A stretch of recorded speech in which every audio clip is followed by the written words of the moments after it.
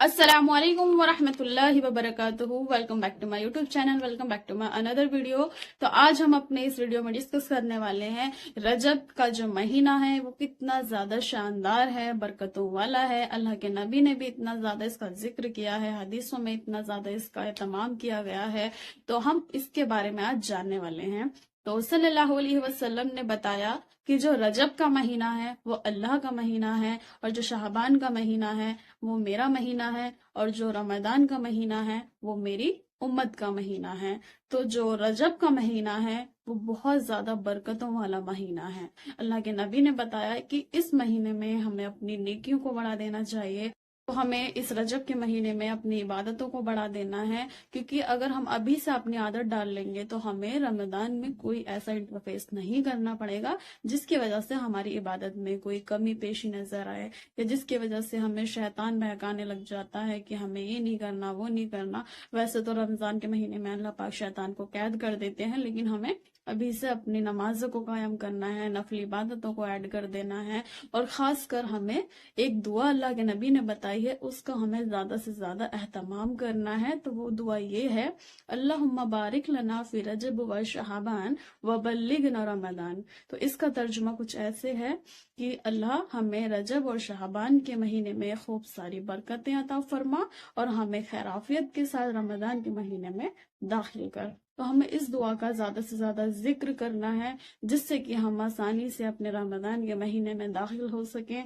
और इस महीने में हमें कम से कम गुनाह करने हैं, हमें अपने गुनाहों पर पाबंदी लगानी है, क्योंकि शैतान ऐसे वसवसे डालता है, क्योंकि हमारा खुला दुश्मन है तो हमसे तरह तरह के गुनाह करवाता रहता है, और हम भी करते रहते हैं, क्योंकि हमारे नफ्स भी सबसे बड़ा शैतान है। तो हमें अपने गुनाहों पर रोक लगानी है।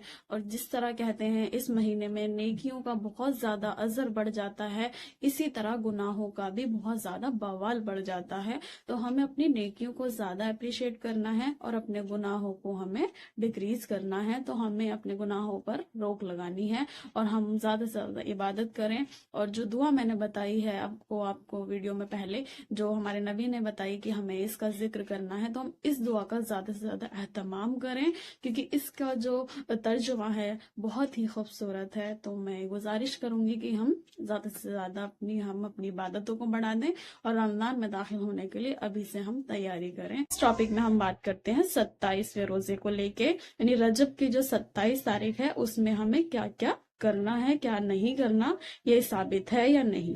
जैसे कि सल्लल्लाहु अलैहि वसल्लम ने ही हमें अपने दीन की सारी शरीयत बताई है कि हमारी जो खास रातें कौन सी हैं, खास नमाजें कौन सी हैं, खास इबादत कौन सी रात में है, कौन सा दिन सबसे ज्यादा अफजल है। तो हर चीज हमने उनकी शरीयत से सीखी है। तो हम नई चीज कहाँ से ये सुनते हैं, क्योंकि इस रोजे का जो आजकल हाईलाइट है, ये 27वां रजब का जो रोजा है, या खास इबादत हमें इस दिन करनी है, इतने हमें निफिल अदा करने हैं, इसका कोई ताल्लुक नहीं है। ना ही हमारे नबी से कोई हदीस साबित हुई है, ना ही कुरान में कोई मैसेज है कि हमें इस दिन कुछ खास करना है। आप एक नफली इबादत के तौर पे जैसे कि रोज करते हो ऐसे इबादत कर सकते हो, तहज्जुद पढ़ सकते हो, नॉर्मली रोजा रख सकते हो, लेकिन एक खास दिन नहीं रख सकते। हमें अपने दीन में नई चीज ऐड नहीं करनी। अगर आप ऐड करते हो तो आप अपने लिए जहन्नुम कमा रहे हो। तो हमें अपनी शरीयत पर चलना है, जैसे कि सल्लल्लाहु अलैहि वसल्लम ने ही हमें हर चीजों की शरीयत बताई है। जैसे कि हमें उन्होंने इशराक की नमाज बताई, और उन्होंने ही हमें लैलतुल कदर की जो रात है वो सबसे ज्यादा खास होती है, उन्होंने ही बताई है। उन्होंने ही बताया कि रमजान के रोजे फर्ज हैं, वो हम पे वाजिब हैं, जरूरी हैं, फर्ज हैं, जो हमें रखने ही रखने हैं। और अदरवाइज अगर हम किसी और महीने में रोजा हम रखते हैं, वो भी हमारे नबी ने ही बताया है कि इसका असर क्या है, हमें किस दिन रखना है, या कौन सी दिन हमें खास इबादत करनी है। तो ये सारी शरीयत हमारे नबी ने ही हमें बताई है। लेकिन ये जो चीज आज के टाइम पे आम हो रही है, जैसे कि अब 27वां रजब का अगर तारीख आएगी तो लोग वीडियो पे खूब सर्च करते हैं कि हमें इस दिन कौन सा अमल करना है, और इस रोजे की क्या फजीलत है, और हमें इस दिन कितनी रकातें पढ़नी है जो हमें बेनिफिट हो। तो इसकी कोई दलील नहीं है।